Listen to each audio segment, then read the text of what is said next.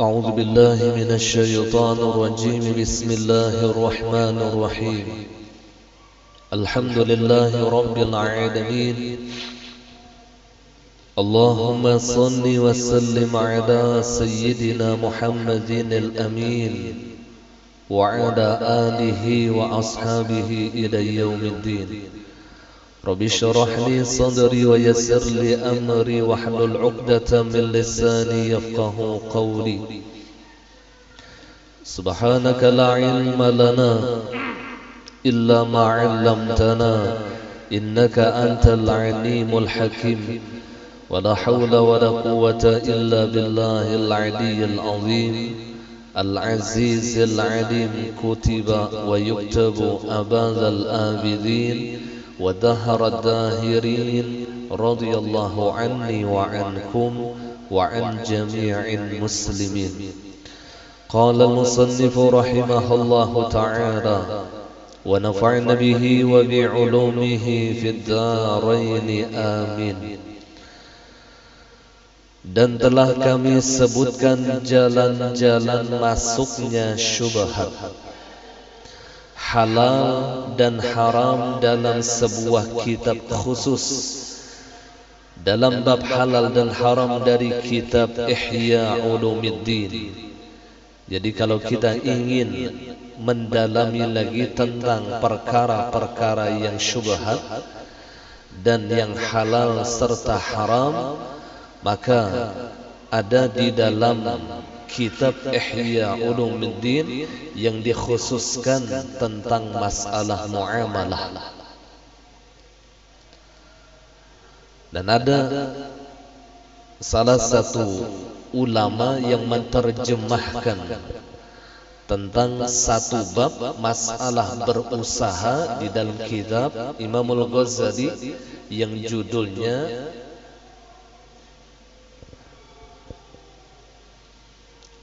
Risalatul Kasbi. Kalau ada khilaf. Jadi di dalam satu risalah itu dibahas oleh Imamul Ghazali tentang bagaimana cara berusaha. Yang ini halal, yang ini haram, yang ini syubhat. Jadi ada nama risalahnya itu Risalatul Kasbi, tentang berusaha. Dan ini ada salah satu ulama yang menerjemahkan ke dalam bahasa Melayu. Kalau pangpian hanya mencari kitabnya telah itu ada khusus tentang membahas perkara yang halal, yang haram dan syubhat. Maka carilah kitab ini ya Sidin, carilah kitab itu. Tetapi ringkasannya tertulis dalam syarah ini. Maka sesungguhnya pengetahuan tentang rizki yang halal, mengetahui rizki yang halal dan pencariannya adalah wajib atas setiap muslim. Jadi bukan hanya mencarinya yang wajib halal, mengetahui sesuatu yang dihalalkan itu pun juga hukumnya wajib. Karena seseorang akan terhenti di dalam mencari yang halal tanpa ada pengetahuan. Sehingga disebutkan oleh ulama, al-ilmu imamul amal. Ilmu itu menjadi imam bagi amal kita. Ketika kita ingin melakukan suatu amal yang saleh, maka harus ada ilmunya. Dan ketika kita ingin mengetahui pekerjaan yang halal, itu pun juga harus ada ilmunya. Maka ilmu mengetahui tentang sesuatu yang halal itu bahkan lebih jauh, lebih penting daripada perkara yang halal itu sendiri.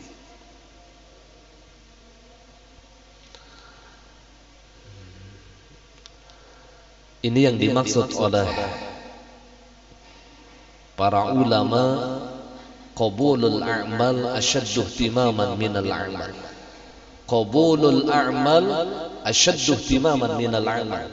Mencari agar amal ibadah kita itu diterima oleh Allah itu jauh lebih utama daripada beribadah itu sendiri.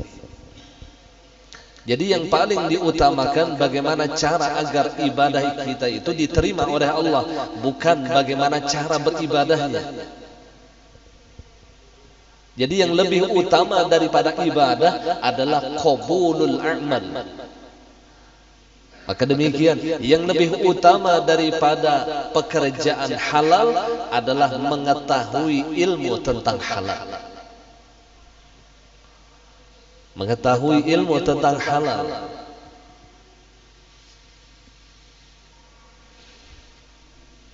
Bagaimana pekerjaan-pekerjaan yang halal ini harus paham. Bagaimana cara jual beli yang dihalalkan di dalam agama. Bagaimana cara sanda menyanda yang dihalalkan. Bagaimana cara hutang piutang yang dihalalkan. Bagaimana cara sewa menyewa yang dihalalkan. Makanya mau tidak mau wajib mengkaji babul muamalah. Mau kada mau. Dan bab masalah muamalah ini sangat jarang diajarkan oleh para ulama.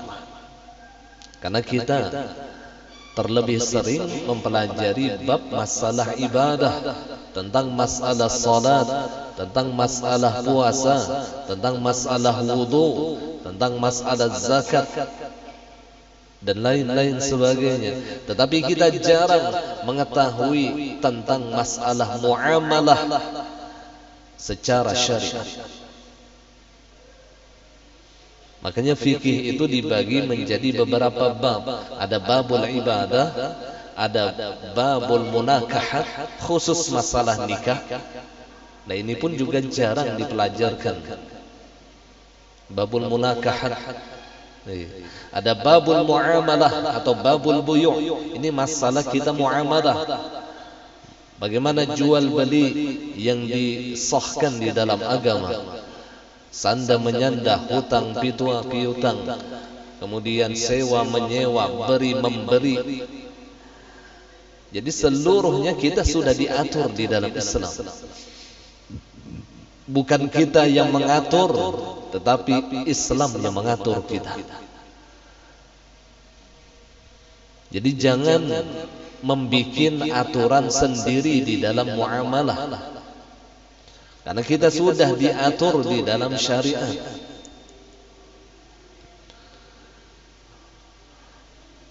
Terkadang di toko kita itu ada tulisannya, barang yang sudah dibeli tidak boleh dikembalikan lagi.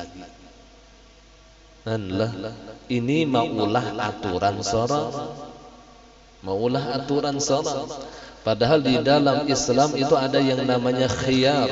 Ada khiyar syarat, ada khiyar aib, ada khiyar majlis. Kita boleh tidak jadi membeli selama itu masih di dalam satu majlis. Dan kita boleh tidak jadi membeli ketika barang itu ada aib, yang namanya khiyar aib. Dan kita boleh tidak membeli ketika kita punya persyaratan dengan si penjual, namanya khiyar syarat.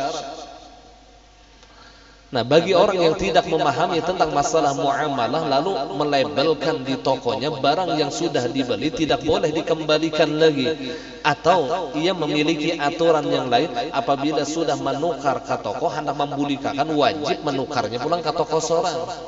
Kan gitu tuh ada aturan. Ini datang mana aturannya? Wallahu a'lam. Ini ngarannya maulah aturan sorang. Sedangkan kita adalah orang muslim yang tunduk dengan aturan Allah.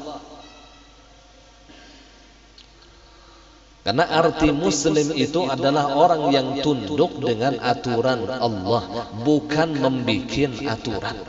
Bukan. Maka seyogianya bagi para pedagang, belajarlah bagaimana cara berdagang menurut Islam. Yang berbisnis, maka belajarlah bisnis menurut Islam. Yang mengambil upah, belajarlah mengambil upah menurut Islam. Yang berisi rumah sewaan, ketahuilah bagaimana cara sewa menyewa di dalam Islam. Bukan dengan aturan yang kita inginkan sesuai dengan hawa nafsu kita. Tetapi kita punya aturan di dalam agama. Namun bisi aturan yang tidak menyalahi dengan syariat, ya ada masalah. Tetapi jikalau aturan itu menyalahi di dalam hukum syariat, maka ini yang akan merusak agama. Nah, ini penting diperhatikan.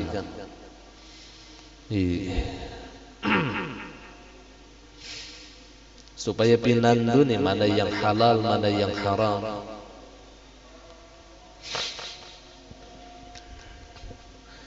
Sesungguhnya pengetahuan tentang rizki yang halal dan pencariannya adalah wajib atas setiap muslim seperti salat 5 waktu berdasarkan sabda Nabi Muhammad sallallahu alaihi wasallam, talabul halal wajibun ala kulli muslim. Artinya mencari nafkah yang halal adalah wajib atas setiap muslim. Rawahu ad-Dailami an Anas.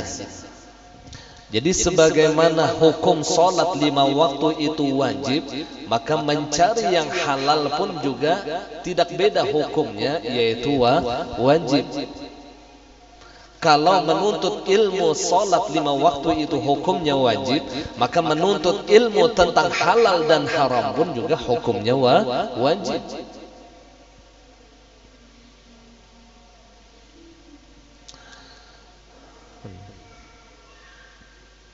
Jadi nggak ada bedanya, dan setiap kewajiban itu akan diberi imbalan yang besar oleh Allah, yaitu pahala dan kebaikan yang akan ia peroleh. Jadi orang yang berusaha halal itu dinilai ibadah. Pian tuh berdagang pian selama dagangan pian itu mengikuti aturan Islam, tidak menipu kepada orang lain, tidak menyembunyikan barang-barang yang cacat, ia amanah, maka selama pian berdagang, pian itu mendapatkan pahala wajib. Sejam di toko, sejam berpahala. Seharian di toko, seharian itu ia mendapatkan pahala besar. Jadi jangan dikira orang di toko itu kada beribadah. Selama ketika ia berdagang itu mengikuti aturan Allah, mengikuti aturan Islam, tidak menipu kepada orang lain. Jadi kita sebagai orang yang misalnya lah yang ketujuh beribadah, melihat orang yang bertokohan seharian, jangan merasa bangga dengan diri kita. Bisa jadi mereka jauh lebih besar pahalanya daripada kita. Ada dulu para sahabat ketika melihat seorang laki-laki yang jadi kuli. Lalu sebahagian sahabat itu mereka mengatakan kasihan si laki-laki itu tidak ada waktu untuk hadir di majelis ilmu, ia hanya bisa bekerja mengumpulkan dunia.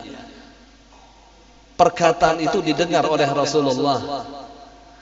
Lalu kata Rasulullah, engkau jangan mengatakan demikian, ia mencari yang halal dan ia berniat untuk menafkahi anak istrinya dengan rezeki yang halal, itu adalah ibadah yang mungkin lebih besar daripada ibadah engkau sekarang ini. Kita jangan merasa bangga dengan zikir kita, dengan ibadah kita. Padahal orang yang berusaha, yang betul-betul mengetahui tentang ilmu usaha tersebut, mereka pun juga mengamalkan perintah Allah. Talabul halal wajibun ala kulli muslim. Perintah ada. Menuntut yang halal, mencari nafkah yang halal, ini adalah kewajiban. Wajib itu definisinya apabila digawi dapat pahala, apabila ditinggalkan dapat dosa. Itu kalau definisi wajib. Di mana aja pian membuka kitab itu pang definisi wajib. Wajib syar'i inilah. Kalau wajib akli layanan pulang lah. Wajib syar'i Apabila digawi dapat pahala, apabila ditinggalkan dapat dosa. Wajib kelulah.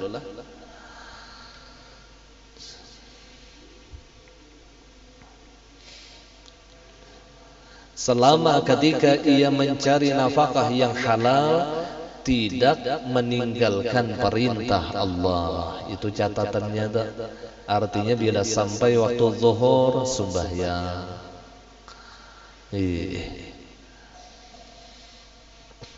Bila sampai waktu asar sembahyang, adalah ia tidak menipu kepada orang lain. Ia tidak zalim kepada orang lain, maka ketika ia mencari nafkah yang halal itu bernilai ibadah di sisi Allah. Dan ibadahnya pun bukan sembarang, wajib. Jadi pahala wajib itu gonol. Beda dengan pahala sunnah. Kita di sini nak baca Quran, ada orang mengulik di situ, tegandalinya pahala pada kita baca Quran. Karena kita baca Quran itu pahala sunnah. Mereka bekerja mencari nafkah yang halal itu pahala wajib. Ada sembarang, Bang.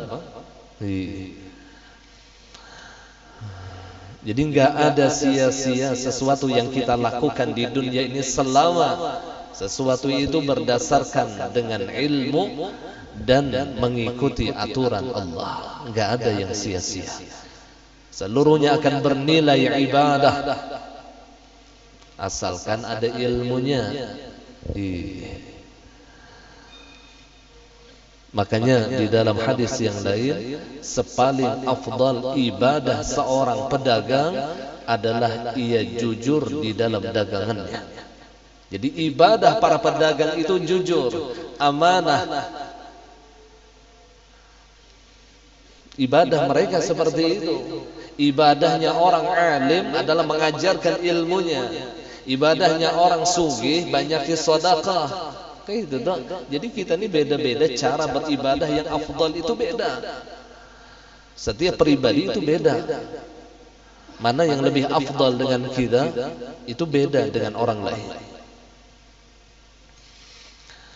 Bagi karyawan maka berusahalah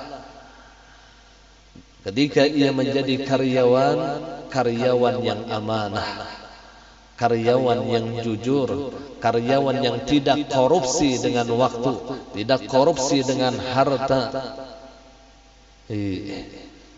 Maka insya Allah selama ia jadi karyawan, ia mendapatkan pahala wajib, ia mendapatkan nilai ibadah yang besar di sisi Allah. Asal bujur harus yang kali ini kita ni yang banyak ada bujur harus ini nih.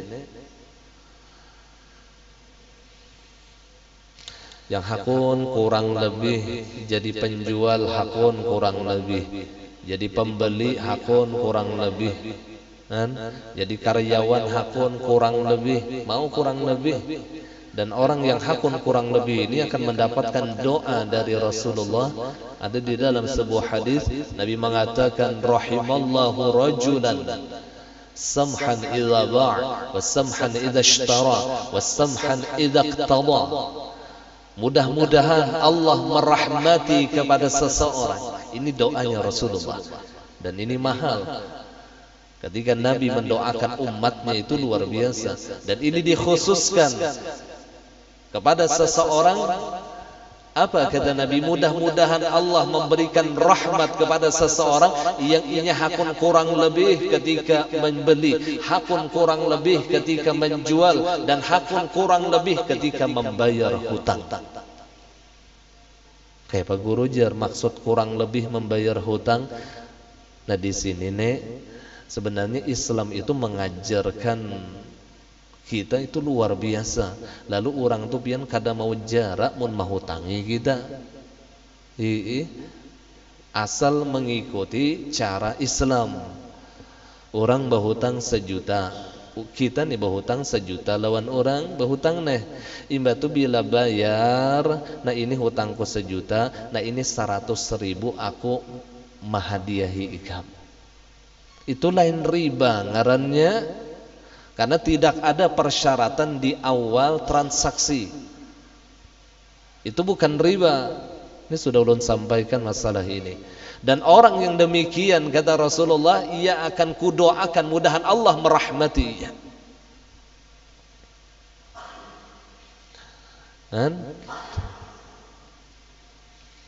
Dan memang ketika ia mampu untuk membayar hutang, jangan ia lambat-lambatkan untuk membayar hutang. Ada aja duitnya lah, jangan eken aja, gampang aja, ini tuh aman aja, santai aja. Tang mati seorang kabar. Maka madalah orang yang berhutang tuh panjang umur. Dan memang ini salah satu hadis Rasulullah, ujar Nabi, barang siapa berhutang dan niat untuk membayari hutang tersebut, maka niscaya Allah akan panjangkan umurnya sampai ia selesai membayar hutang. Jadi bagus jualah apa-apa tuh kredit, hendak nukar kendaraan kredit, hendak nukar mobil kredit, karena mengamalkan hadis Nabi tadi, tuntong kredit pulang, panjang pulang umur.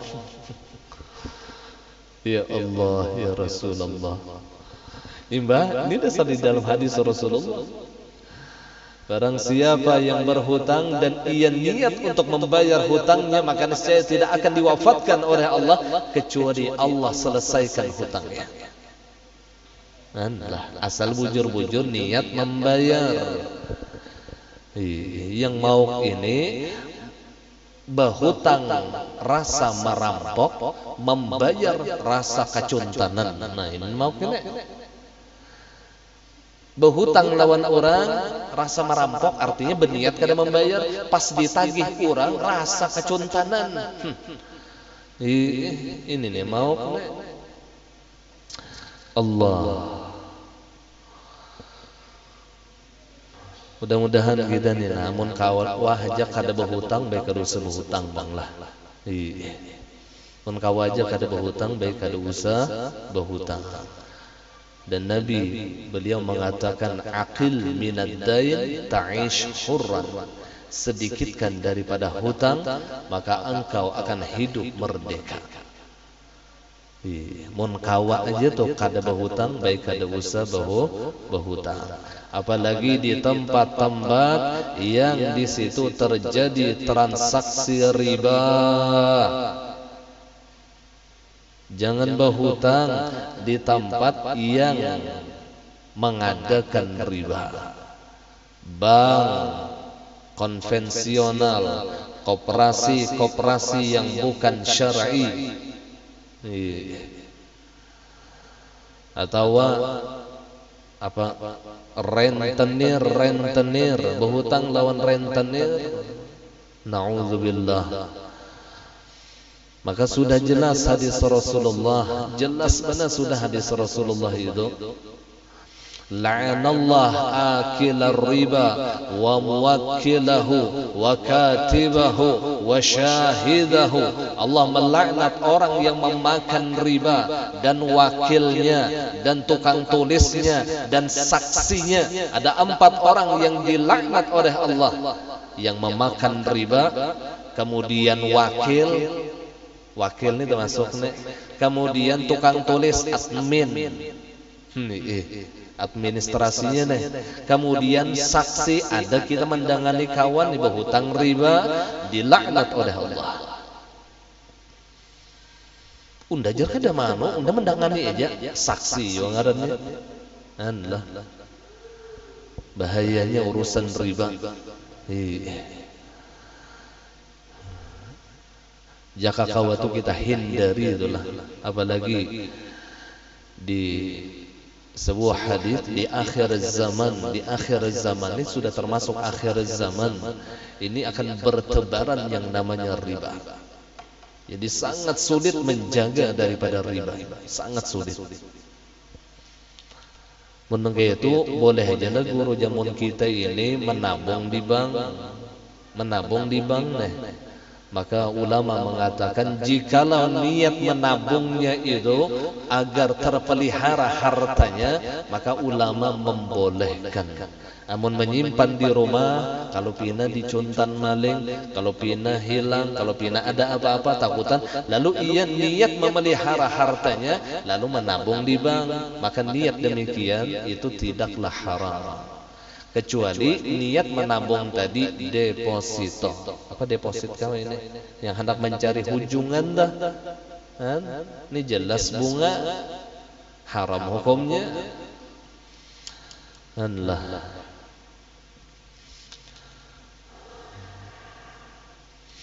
Namun niat menyimpan wara, tapi ada jerbungannya kena. Makanya mun kita nih tahu nih duit kita nih misalnya ada 2 T, bola 2 talor kah, 2 triliun kah. Duit kita nih lah di tabungan tuh ada 2 T misalnya. Ada di situ bunganya itu 1/2 M, bunganya aja 1/2 M. Wajar aja duit 2 triliun. Bunga 1/2 M, ambil bunganya tadi, dan ulama membolehkan membagi kepada fuqara wal masakin. Dan ada lagi, tapi kada boleh lawan orang yang mampu, ada boleh. Wajib kepada fuqara wal masakin. Dan ada lagi ulama yang mengatakan hanya dibolehkan kepada fasilitas umum. Bunga tadi dah. Gasan fasilitas umum, misal gasan membaiki jalan atau gasan bola lambo, kada boleh untuk fasilitas agama. Nukar semen setrak misalnya, gasan masjid duit riba, itu kada boleh.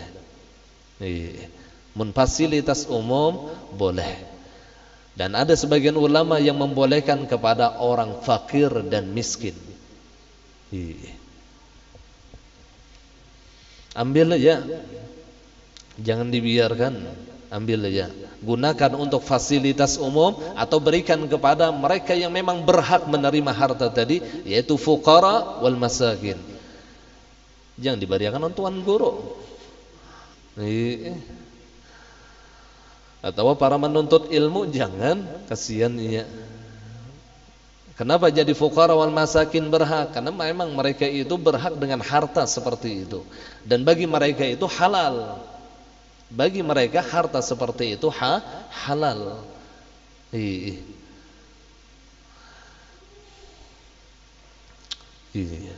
Imbah bang, bagian orang miskin tuh, lamun kada dibari harta yang halal orang kada bari, yang haram tuh yang hantup ya. Karena sudah kembali kepada kaidah ad-darurah tubihul mahzurat. Kemudaratan itu akan membolehkan segala hukum yang diharamkan oleh Allah. Allah.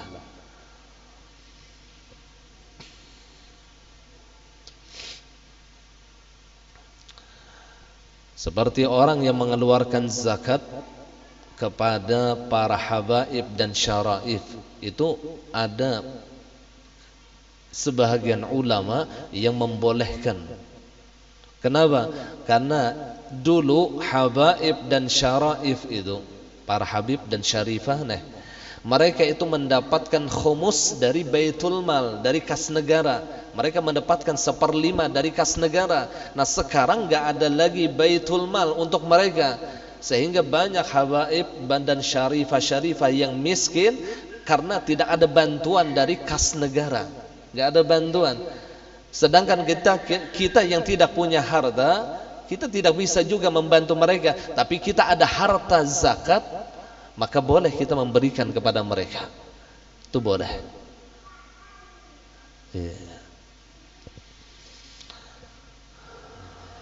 Dengan niat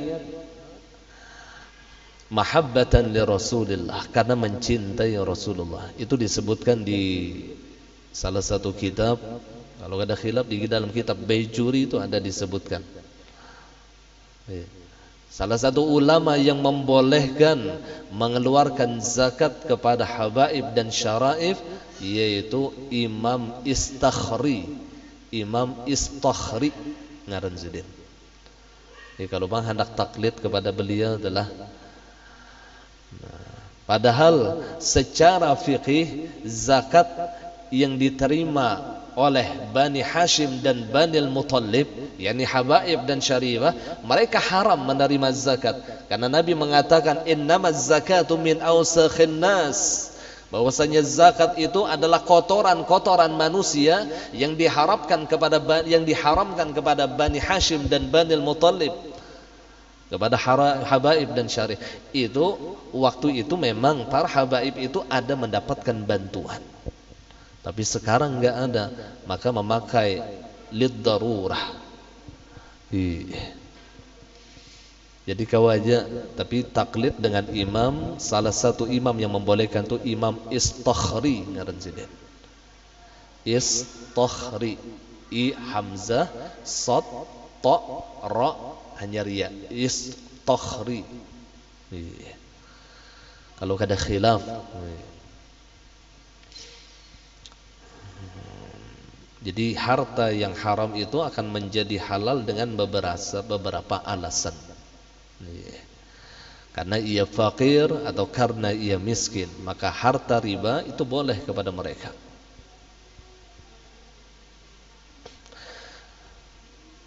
Nah kemudian, yakni mencari pengetahuan tentang mana yang halal dan mana yang haram adalah wajib. Mencari pengetahuan artinya mencari ilmu, menuntut ilmu di pintangan masalah yang halal dan yang haram itu hukumnya wajib.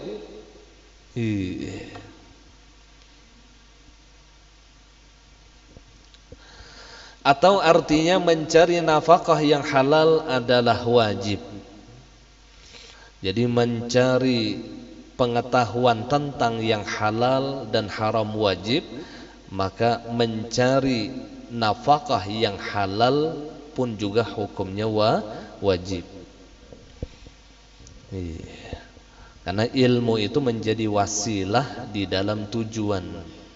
Dan kembali kepada kaidah di dalam usul fiqih, al-wasail hukmul maqasid.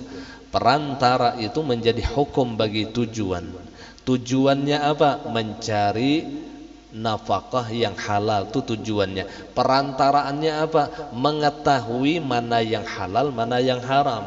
Maka apabila tujuannya itu wajib, maka perantaraannya pun juga hukumnya wajib. Perantara tadi yang ngarannya menuntut ilmu. Jadi kita menuntut ilmu itu wasilah namanya. Al-wasail hukmul maqasid. Perantara menjadi hukum bagi tujuan. Tujuannya itu mencari nafkah yang halal. Perantaranya apa? Perantaranya itu mengetahui mana yang halal dan haram. Jadi kalau tujuannya itu wajib, maka perantara dan atau mengetahui mana yang halal dan haram pun juga hukumnya wajib. Itu kalau kita berbicara tentang wasilah.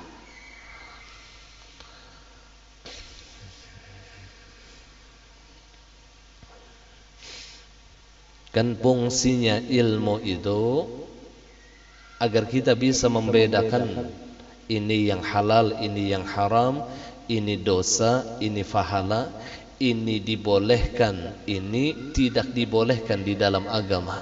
Itu fungsi ilmu tadi adalah al-fariqu bainal haqqi wal batil, membedakan antara yang benar dengan yang batil. Itu fungsi ilmu. Sedangkan melakukan kebaikan itu bukan ilmu, itu akal ngarannya. Bukan ilmu. Ilmu itu fungsinya hanya mizan, sebagai timbangan di dalam diri kita. Ketika ia mengamalkan ilmunya, berarti yang mengamalkan itu akal ngarannya, gitu tak? Ketika ia tidak mengamalkan ilmunya, maka ini kehendak nafsu. Kalau bahasa wayah ini, dewan kebaikan ya akal, dewan keburukan ya nafsu. Sedangkan ilmu itu mizan, timbangan atau hakim di dalam diri kita. Artinya bukannya orang yang berilmu itu seberataan usahanya halal kada. Kadang gitu. Bisa jadi ada orang yang ilmunya itu tinggi, ia mengetahui mana yang halal, mana yang haram, tapi tatap cuma ambil yang ngarannya sogok. Kan? Orangnya alim. Tatap cuma ambil, berarti yang mengambil itu bukan ilmunya, nafsu dan syahwatnya. Paham? Berarti ia tidak mengamalkan ilmunya. Jadi urusan mengamalkan itu bukan urusan ilmu. Ilmu ini hanya sebagai mizan saja, hanya sebagai fariqul haqqi wal batil, membedakan antara yang benar dan yang batil. Sedangkan untuk mengerjakannya itu dikuatkan oleh akal. Makanya akal itu hakim di dalam diri kita. Akal itu hakim.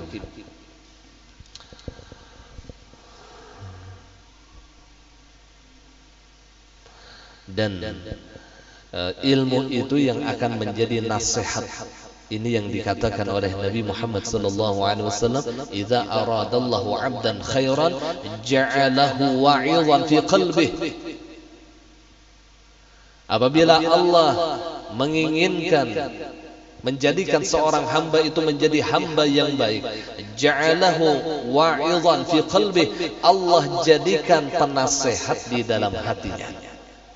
Maka penasehat itulah yang namanya ilmu. Jadi ilmu ini berperan penting di dalam kehidupan kita. Tapi ada yang lebih penting daripada ilmu apa? Akal. Akal kita. Apabila orang yang berilmu tidak menggunakan akalnya, ilmunya sia-sia. Ilmunya sia-sia. Ya Rasulullah, apabila orang yang berilmu itu menggunakan akalnya, maka hatinya akan menjadi kuat. Makanya sudah ulun pernah menyampaikan, diri kita ini bagaikan satu negara, bagaikan satu negara. Pemimpinnya adalah hati. Jadi hati ini raja. Raja di dalam diri kita. Dan setiap raja itu ada yang namanya hakim. Hakim itu ilmu. Hakim itu ilmu. Dan di dalam kerajaan itu ada yang namanya perdana menteri. Perdana menteri itulah yang namanya akal. Akal. Atau dikuatkan dengan panglima raja. Panglima raja itu ya akal ngarannya. Jadi raja itu harus digandeng dengan dua orang ini, hakim atau penasehat, kemudian panglima raja atau perdana menteri. Harus digandeng dua ini. Apabila raja mengikuti akan dua orang ini, yang akan mendapatkan keuntungan adalah rakyat. Siapa rakyatnya? Anggota tujuhnya. Matanya, lisannya, telinganya, perutnya, kemaluannya, kedua tangannya, dan kedua kakinya. Itu rakyat.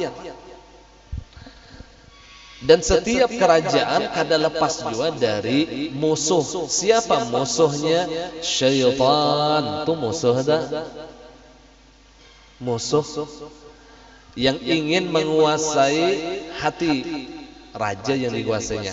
Dan musuh itu ada orang dalam. Orang dalamnya ini yang ngarannya nafsu atau pemberontak. Ketika hati dikuasai oleh nafsu dan syaitan, yang akan menjadi korban adalah matanya, yang akan menjadi korban telinganya, lisannya, perutnya, kedua tangannya, kemaluan, dan kedua kakinya. Itu rakyat. Maka kuatkan hati kita dengan ilmu dan akal. Ini yang gasan mengantisipasi daripada musuh tadi. Musuhnya siapa? Syaitan dan hawa nafsu kita. Allah. Dan ilmu tidak akan berguna ketika hatinya sudah dikuasai oleh nafsu dan syaitan. Kada berguna ilmu tadi. Sehingga ia dijadikan sebagai al-ulama usu, ulama yang jahat. Itu tak? Atau ulama dunya, Karena ilmunya kada terpakai lagi sudah. Ilmu kada terpakai lagi. Yang ada karena hatinya sudah dikuasai oleh syaitan dan nafsu. Kada terpakai lagi ilmu. Allah, mudahan Allah selamatkan kita. Jadi jasmani kita ini dikoordinir oleh hati kita. Hati kita dikoordinir oleh ruh kita. Jadi yang mengkoordinir hati, ruh, atau di dalam bahasa ma'rifah ngarannya sir atau rahasia Allah. Yang siapa dikoordinirnya? Insan ini ya hati. Dan hati mengkoordinir yang ngarannya Adam. Adam ini ya jasmani. Lalu ada 3 tingkatan, ada Adam, ada insan, ada sir.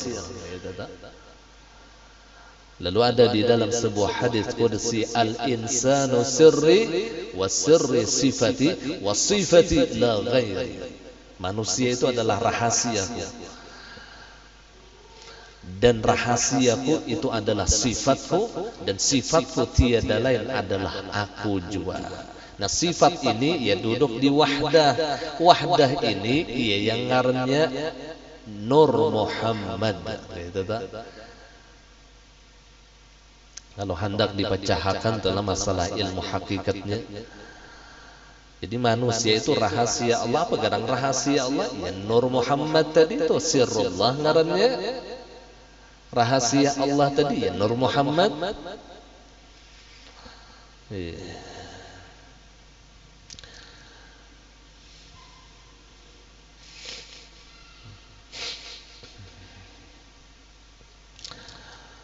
Jadi ilmu tadi apabila tidak dibarengi dengan akal, maka ia akan menjadi sia-sia.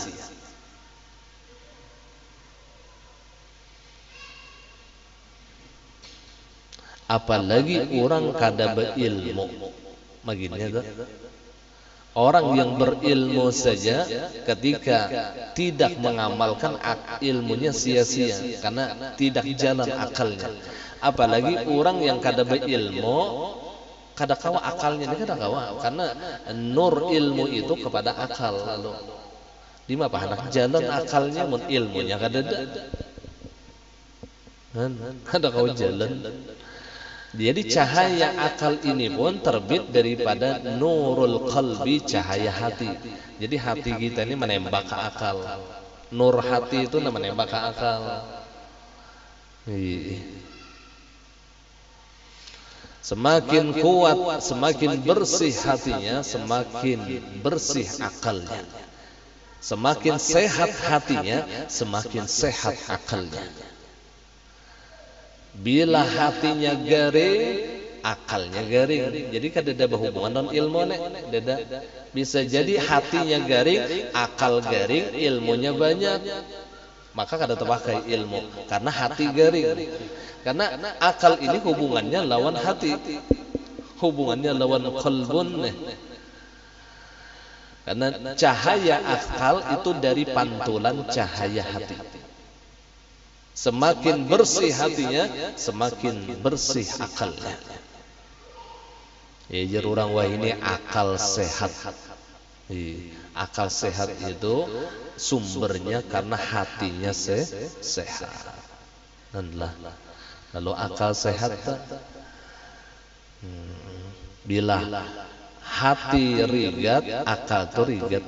Maka bila sudah akal rigat, pikirannya macam-macam dah. Sangka jahat lawan orang, hendak menipu orang, hendak macam-macam itu lagi. Karena akalnya rusak. Akal rusak karena hatinya rusak. Kenapa hati rusak?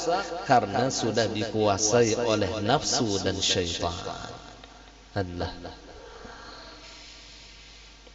Ini yang disabdakan oleh Rasulullah, inna fil jasadi mudghah idza saluha saluha jasadu kulluh wa idza fasuda fasuda jasadu kulluh ala wa hiyal qalb. Di dalam diri manusia itu ada segumpal daging. Apabila daging itu baik, maka seluruh anggota tubuhnya akan baik. Apabila daging itu rusak, maka seluruh anggota tubuhnya akan rusak.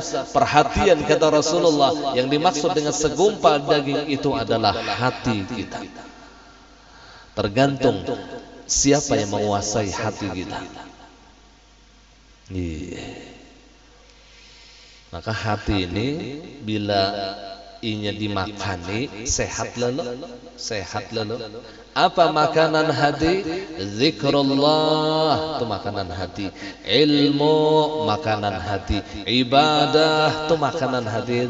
Bila dimakani dia sehat. Kesehatan hati ini akan membawa kepada kesehatan akal. Lalu akalnya dibaik, gitu tuh. Dan kita ambil nilai kronologi diri kita nih. Supaya pinando nih. Zikrullah qutul qulub. Berzikir kepada Allah itu menjadi makanan bagi hati kita. Jadi hati ini perlu dimakani. Bila inya kelaparan kada dimakani, rusak akalnya. Akalnya rusak. Ya Allah, mudahan Allah bersihkan hati kita. Maka bila sudah hati ini rigat, garing, ibadah yang kada nyaman, sembahyang kada nyaman, baca Quran kada nyaman. Nya memang orang garing sarba kada nyaman. Ya kalau lah, pian to awak tu marap dingin, kepala sakit, liur pahit, sorongi orang, sok kikil, ada beliur. Apa pang pian hendak gado-gado maginnya, apa pang lapat buruk pang maginnya, lapat buruk lah. Dan sarabanya al-qalbul marid la yaltadhu bidzikri wal ibadah kama la yaltadhu al-marid biladzati al-at'imah. Ujar ulama, hati yang garing ia tidak akan pernah merasa nikmat, tidak akan pernah merasa manis ketika ia berzikir dan beribadah kepada Allah. Karena hati garing, kama la yaltadul marid, sebagaimana tidak akan merasa lezat orang yang sakit, bila dzidzatil at'imah, dengan lezatnya berbagai macam makanan. Macam-macam sudah makanan liur hanta. Yang tanyaman apa iwak karing, itu tanyaman sedikit tuh orang liur hanta tuh gin kuah banyu. Bapicik Lombok uyahi sedikit, apanya senyaman benar. Lah aneh kalau liur orang garing nih. Nah kayak itu juga hati kita yang garing, hati kita garing. Lah Allah, mudahan Allah sehatkan hati kita. Penting benar kesehatan hati ini, penting benar. Maka untuk sehat, beri ia nutrisi, beri ia gizi, beri ia makanan-makanan yang sehat. Maka sering-sering meminta ampun kepada Allah, sering-sering membaca salawat, sering-sering menuntut ilmu agama. Karena ilmu itu pun juga termasuk makanan hati yang sangat bergizi. Li'annal hikmah yuhyil qulubal mayyitah. Karena bahwasanya ilmu, kata Rasulullah, akan menghidupkan hati-hati yang mati. Jangankan garing, hati orang tuh mati, ketika dimasuki ilmu ia akan hidup. Li'annal hikmah yuhyil qulubal mayyitah kama yuhyil yuhyil arda biwabidis sama. Sebagaimana hidupnya bumi itu dengan curahan hujan. Bumi yang kering kerontang ketika hujan turun, model rasa nyaman, adem, rasa hidup gitu dah. Nah gitu juga hati kita ketika dicurahi dengan ilmu. Jadi ilmu ini termasuk makanan yang luar biasa bagi hati kita. Dan ini akan menjadi penasehat di dalam hati kita. Orang yang diinginkan oleh Allah menjadi hamba yang baik, Allah jadikan di dalam hatinya penasehat. Siapa penasehat tadi? Ilmu. Lalu kegandangan pas hendak menggawi ini kegandangan ujar guru aja semalam tuh kada jadi tuh ada nasihat teguran tuh di hati itu. Biar ujar guru tuh ngarannya ilmu, ngarannya kalau lah. Unda maaf tuh belajaran kayak ini nih, ada teguran tuh di hati. Berarti Allah menginginkan orang itu menjadi hamba yang baik. Tapi apabila tidak ada teguran di dalam hatinya, gak ada teguran, maka ini bahaya orang tadi. Bahkan ada guru, kadada menuntut ilmu, kada suas, siapa yang menegur? Ya memang nurani itu pasti ada yang menegurnya, tapi terkadangnya kada mendengar karena terlalu banyak dosa sehingga suara hati itu tidak akan bisa didengarnya.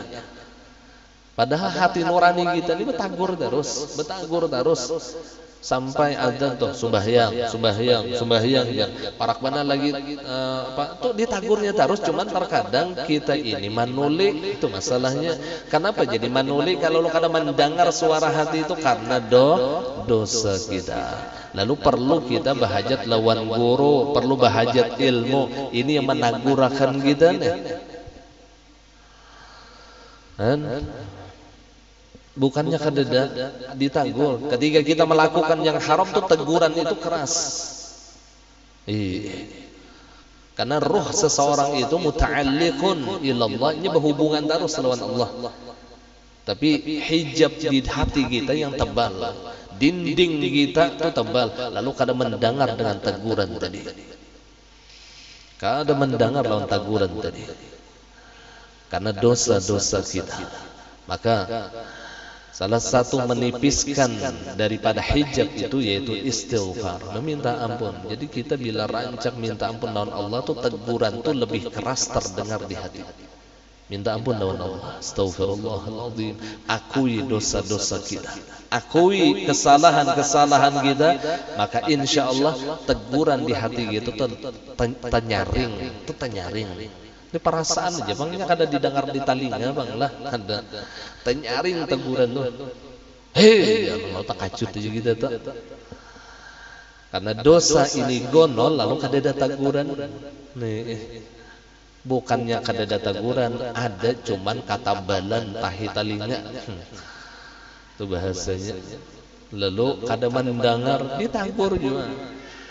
Ya orang datang ke wadah guru jar ulun ini bujur mampu guru ajar naik haji mampu aja, cuman belum dipanggil lagi, makanya ulun belum berhaji. Kada ya sidin, ikam ini sudah dipanggil, cuman ikam tolek ya sidin. Apa alasan kada berhaji? Duit banyak, mampu aja, alasannya belum dipanggil lagi ya. Sudah ya sidin ikam dipanggil, cuman ikam tolek ya sidin. Itu guru ulun menjawab. Artinya kita bukan tidak ditegur oleh Allah, tapi teguran tadi kita tidak mendengarnya karena dosa-dosa kita. Ya Rasulullah, laula anna syaitan yahumuna fi qulubi bani Adam lanadharu ila malakutis sama. Seandainya tidak ada syaitan yang menggerumbungi hati manusia, seandainya kada ada hantu yang menggerumbungi di hati manusia, lanadharu ila malakutis sama, maka niscaya mereka itu akan dapat melihat Allah, mereka itu akan ma'rifah kepada Allah. Syaitan ini yang mau kemana di hati, bagaruboknya di hati kita.